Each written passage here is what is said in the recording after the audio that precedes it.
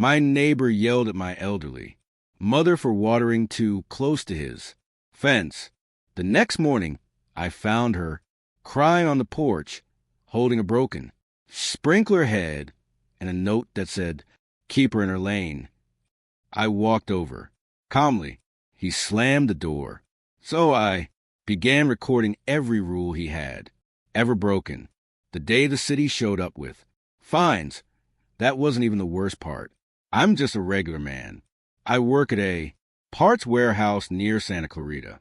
I don't bother anyone, and I stay in my lane. But this story isn't about me. It's about my mom. She's 76 years old and has lived a meaningful life. She raised 3 children, worked at the DMV for over 30 years, and still writes handwritten birthday cards to all her grandkids. When my dad passed away, it broke her heart. She tried living alone, but after she slipped and fell in the shower one morning, I told her she was moving in with me. No arguments. At first, everything was fine. We built a routine. I worked during the day, and she helped around the house. She enjoyed doing little chores, watering the garden, folding laundry, sweeping the porch. She said it made her feel useful. I didn't mind. Watching her smile while trimming flowers in the backyard gave me peace. But peace doesn't last long when you have a rude neighbor. Frank Gibbons moved in next door about 6 months ago. I saw the moving truck pull up and watched him unload with his friends.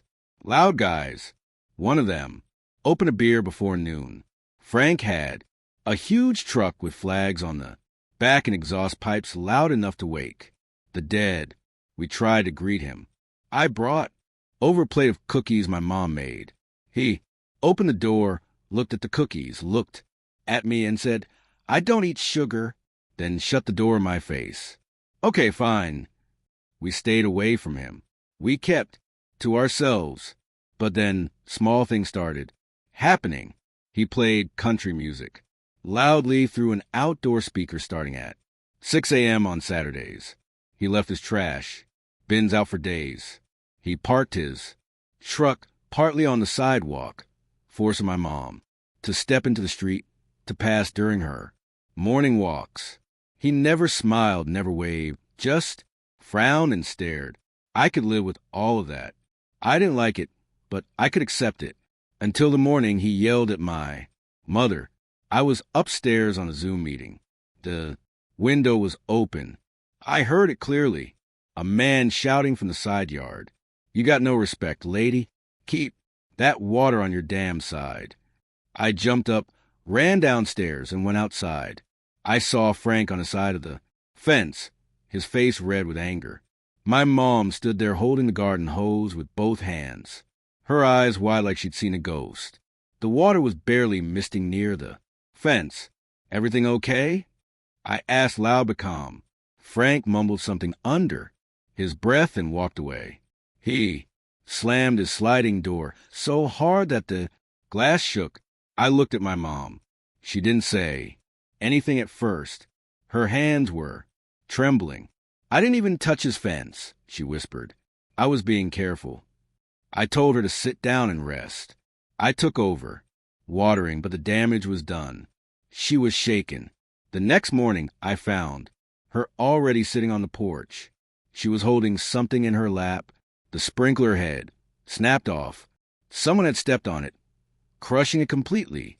Attached to it with clear tape was a small note written on an index card in red marker. "Keep her in her lane."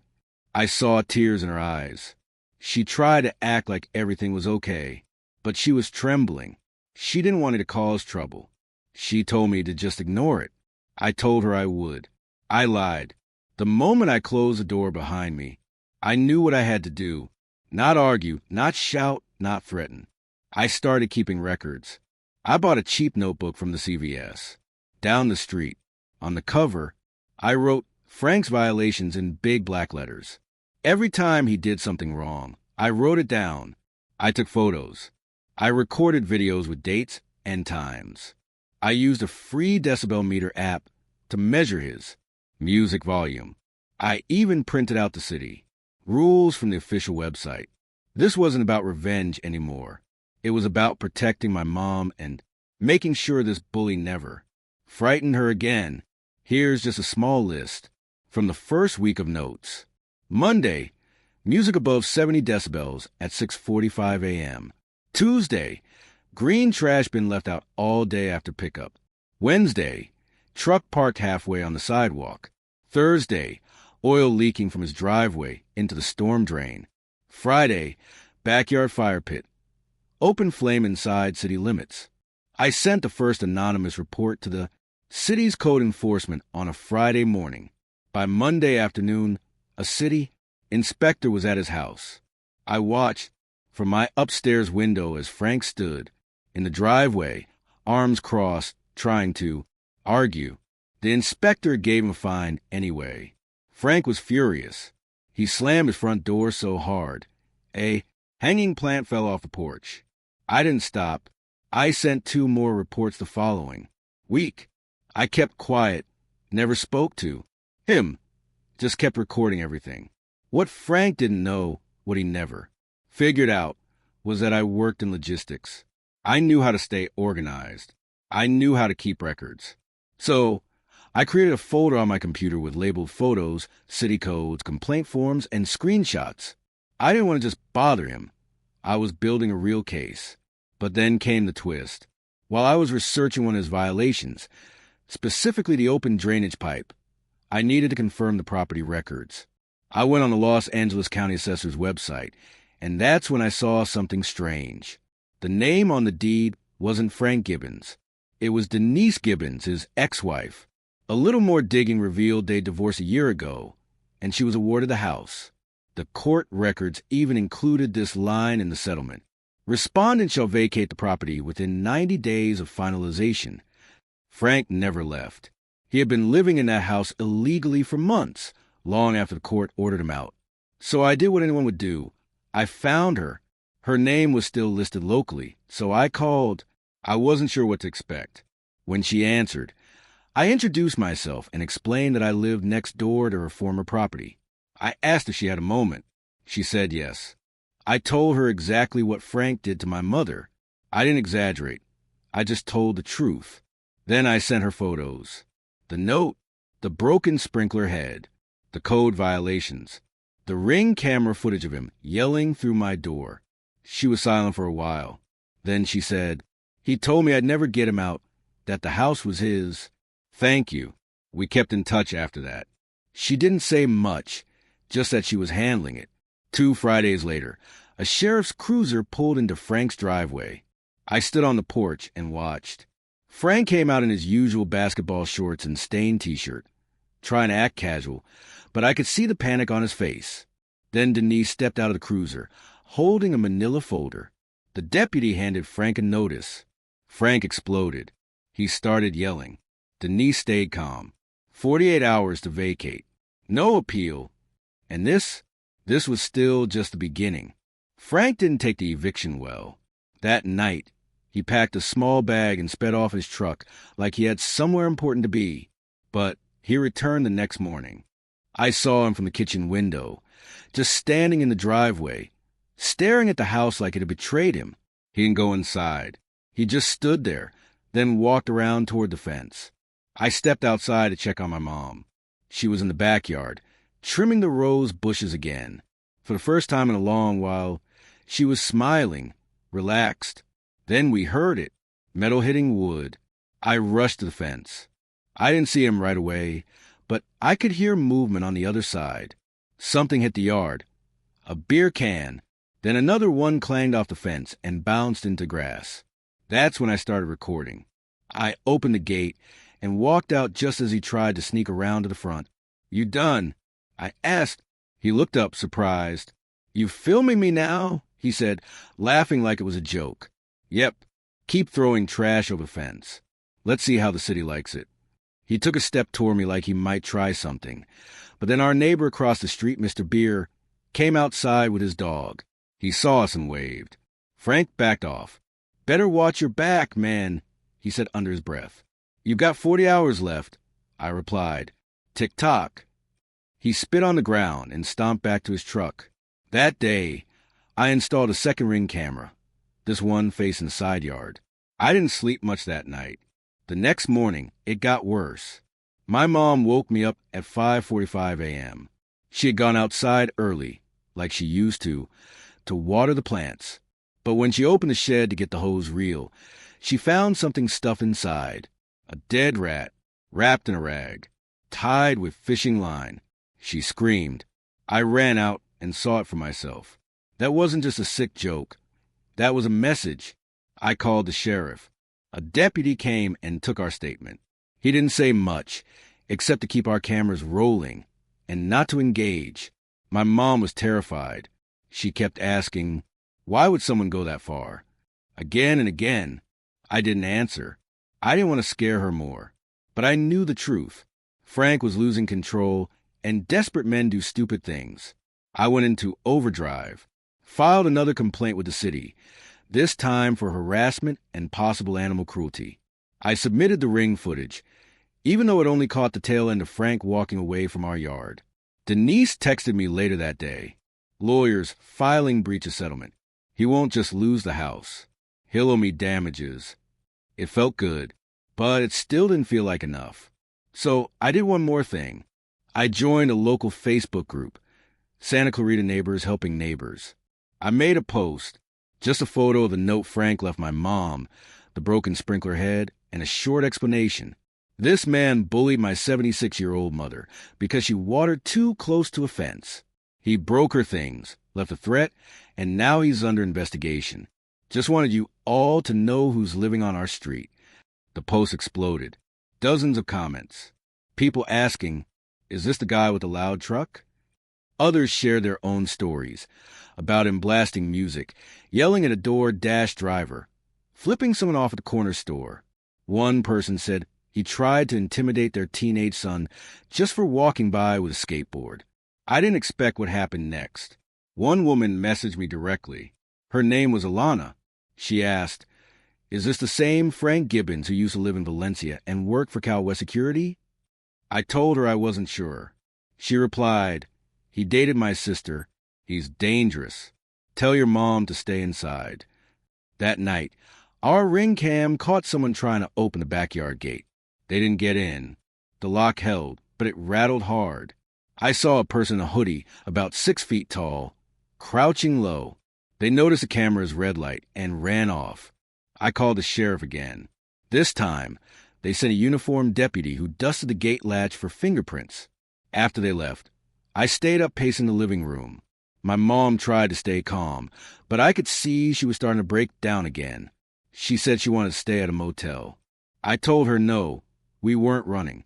We were safe inside, and it would all be over soon. At least, I hoped it would be. But I wasn't finished yet. If Frank wanted to go low, I could go lower. I went back through my Facebook messages and found Alana again. I asked if she could tell me more about what happened to her sister. What she sent next changed everything. Alana's message came in late, almost midnight. I was sitting on the couch in the dark, just watching the security cameras on my phone. I didn't expect her to reply so quickly, but when I opened the message, it was long, really long. She said her sister, Monica, had dated Frank about 2 years ago. They met at a bar in Valencia. At first, he seemed charming. He helped her change a flat tire outside and offered to drive her home. She fell for him quickly. But within 3 months, things turned dark. He became controlling, she wrote. Started checking her phone, showing up at her job, asking who she'd talked to. Then he started calling her names, threatening her if she ever tried to leave. Alana said the final straw came when Monica tried to break up with him. Frank followed her home, waited outside her apartment all night, then slashed her tires the next morning. But she couldn't prove it was him. Monica filed for a restraining order, but Frank didn't show up to the court date. After that, he vanished. She never saw him again. But the part that hit me the hardest, Alana said that during one of their arguments, Frank had told Monica that if anyone messed with him, he'd ruin their life piece by piece. He said he knew the law and how to break it just enough to scare people, without getting caught. Sound familiar? Now I understood what I was really dealing with. This wasn't just a guy who disliked his neighbors. This was someone who thrived on intimidation, someone who enjoyed making people feel helpless. And what happened next made it even worse. On Sunday morning, we woke up to find the word snitch spray painted in red across our backyard fence. All capital letters, about 4 feet tall. I called the sheriff again. This time, the deputy didn't just take notes, he got mad. "You filed 4 separate complaints in the last 3 weeks," he said. "Someone's targeting your family. We're opening an investigation." They dusted the fence for prints and checked the side camera footage. You could barely make out a figure walking along the fence line around 3:42 a.m. Hoodie, gloves, head down, same height, same build, same Frank. But still not enough to make an arrest. Then it hit me. There was one thing I hadn't done yet. I called Denise. I told her everything that had happened since the eviction notice. The rat in the shed, the attempted gate break-in, the spray-painted fence. She went silent for a moment. Then she said, "You're not the first." That's when she told me what her last few months with Frank had been like. She said that after they separated, but before the court finalized the divorce, Frank refused to leave the house. He stayed in the guest room but left messages for her around the kitchen. Notes like, "You're weak, and this house doesn't want you." She'd find furniture slightly moved, drawers left open, doors that were locked now mysteriously unlocked. Like he wanted to remind her that even inside her own home, she wasn't safe. When she finally had the sheriff escort him out, he sent her a handwritten letter. No return address. Just one sentence. "No walls will keep me out forever." She never told the court. She just wanted to move on. I told her she needed to come forward. The police needed a pattern to take this seriously. She agreed. That same day, she called the sheriff's department and gave a full statement. That changed everything. By Tuesday afternoon, a detective, not a deputy, but plainclothes investigator, came to the house. He carried a file with all the past reports, plus a printed copy of Denise's statement. He sat at our kitchen table and laid it all out. Frank had a record, a misdemeanor assault in Nevada, a harassment complaint from a co-worker 5 years ago, and now multiple reports with a clear pattern. If we can connect him directly to the vandalism, the rat, or the gate, the detective said, we'll bring him in. I gave him everything I had: video clips, photos, written statements, Alana's Facebook messages, even screenshots of Frank's old public posts, the ones where he joked about owning weak neighbors and handling things the old-fashioned way. The detective nodded. We're close, but close wasn't good enough. Not after what he'd done to my mom. And that's when fate gave me the final piece I needed. Friday morning, Frank came back. He wasn't supposed to. He had already been officially removed from the property. The locks were changed. The deed was now in Denise's name. But somehow, he still had the garage door opener. I saw it live on my phone. I was at work when the Ring cam alerted me. I opened the app and saw him walking to the garage door like he still owned the place. Bold as ever. He went inside and stayed there for about 20 minutes. I called Denise first. She hadn't given him any permission to enter. Then I called the detective. They sent a unit right away. Frank was still inside when the police arrived. They found him sitting in the kitchen, eating chips straight out of the bag. He tried to act like it was no big deal. Said he was just picking up things he forgot. But the cops didn't buy it. He was handcuffed and taken away in front of half the neighborhood. My mom watched from the window, holding her tea in silence. Watching Frank being walked out in cuffs was satisfying, but it didn't feel final. Not yet. I knew guys like him. He wouldn't stay locked up forever. He'd spin the story, blame everyone else. I wanted to make sure that when he went down, he stayed down. The police held him overnight. He was charged with trespassing, vandalism, and harassment. The next day, Denise filed a restraining order. So, did I. Both were granted. But that didn't undo the damage. For days, my mom barely slept. Even with Frank gone, she kept double-checking the locks. She jumped every time the neighbor's dog barked. One night, I found her sitting on the couch in her robe, holding her phone in both hands, staring out the front window. "He scared me," she whispered, without even looking at me. I didn't think I'd ever feel scared like that in my own home. I sat beside her and promised her it was over, but I couldn't forget what she said. Frank had taken something from her, and I wasn't going to let that be the end of it. A week later, Alana reached out again. She said her sister, Monica, had seen the Facebook post and wanted to help. Monica came forward, too. She called a detective handling Frank's case and gave an official statement about the tire slashing, the stalking, the threats. It all matched Frank's pattern. Now, with Denise's story, ours, and Monica's, the district attorney took things seriously. The charges were upgraded. Instead of just trespassing, Frank was now facing criminal harassment, violation of a court order, attempted witness intimidation, misdemeanor breaking and entering. On top of that, the court froze his bank account temporarily as part of the civil lawsuit Denise had filed. She was suing him for damages to the home, holes in the walls, broken door frames, missing tools, and emotional distress. She asked me to testify. I said yes. The hearing was in late August. I wore a clean button-up shirt and brought copies of everything. My notes, the footage, a photo of the spray-painted fence, and the ring cam clip of Frank trying to open the gate. Monica and Denise also gave their statements. Frank sat there looking like a man stuck in someone else's nightmare. Pale, sweating, hands folded like he was trying to act misunderstood. His lawyer tried to claim it was all just a big misunderstanding between neighbors. He said Frank never meant to harm anyone, and that the note about keeping her in her lane was just a sarcastic joke. I asked the court, do sarcastic jokes usually come with broken sprinkler heads and dead rats? That shut his lawyer down. The judge ruled in Denise's favor. Frank was ordered to pay $18,750 in damages and legal fees. He had 90 days to pay. The restraining orders were extended to 3 years. Then came the criminal trial. The DA didn't push for jail time. Frank didn't have a serious enough record, but he was sentenced to 2 years of probation and 500 hours of community service.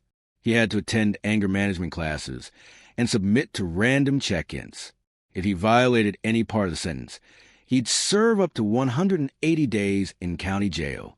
I saw him once more during his first week of court-ordered cleanup duty.